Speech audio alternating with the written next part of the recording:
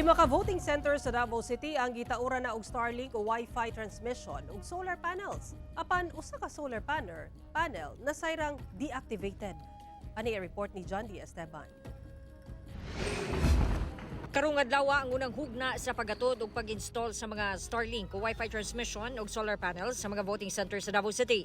Ang maong mga election materials gikuha gikan sa Davao City Police Office nga mo'y designated warehouse sa Comelec Davao City. Kisaksihan kini sa mga election stakeholders aron masiguro ang integridad sa eleksyon. Sa unang hugna, ang gitauran mao ang Bolton Elementary School, Magallanes Elementary School, Barangay 1A, Wireless Elementary School, Barangay 6A, Bukana Proper ug Kabakan, Bukana. Sa wa pa mahatod sa voting center nasayran sa election watchdog ACE PPCRV o Davao Archdiocesan Citizen Parish Pastoral Council for Responsible Voting nga usa ka solar panel ang deactivated dihang giskan ang QR code.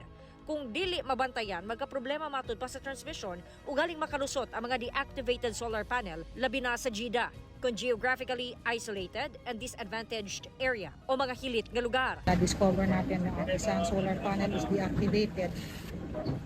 It has to be double-checked kasi I1 has to double-check kasi it will affect yung GIDA na it defeats the purpose of putting a Starlink in a GIDA when it's supposed to be dead spot kasi wala ka palang solar. I think it can be handled better para mas maging efficient kasi the end purpose of this is to be able to transmit. Paano kung makarelease tayo ng panel na deactivated? Luoy, so si Comelec ang bakbakan. Hindi kayo nag-transmit, yun pala. Ang solar panel na binigay sa Comelec ay deactivated. Ato sa deployment, wala ang I1JV nga maoy transmission service provider sa Comelec. Aron unta mutubag sa mga pangutana.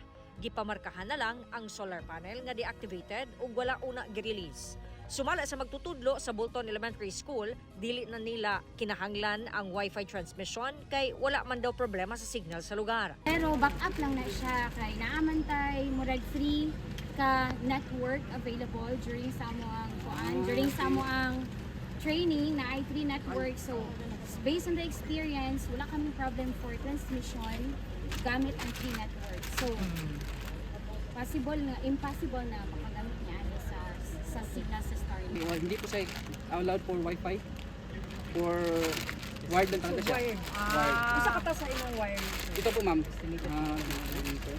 15 meters. Starlink is supposed to be in areas na geographically isolated, disadvantaged areas or GIDA. Layman's term, dead spot. Doon ilalagay. We have coordinated as well with our IT committee.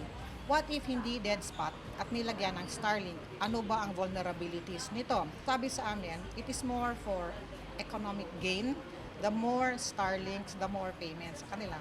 But no vulnerabilities pag naglagay ka ng Starlink in an area na hindi dead spot. Sumala sa Davao City Police Office nga 24/7 bantayan ang mga voting centers nga natauran na og mga solar panel o Starlink. Once na may mailagay na sa mga voting centers, automatic na ang Davao City Police Office, the PNP, the station commanders na maglalagay ng mga PNP personnel para magbabantay until mahuman ang election, ma'am. Wala na yung mahabilin ng mga paraphernalias sa election. Ang Davao City dunay 37 Starlink connection.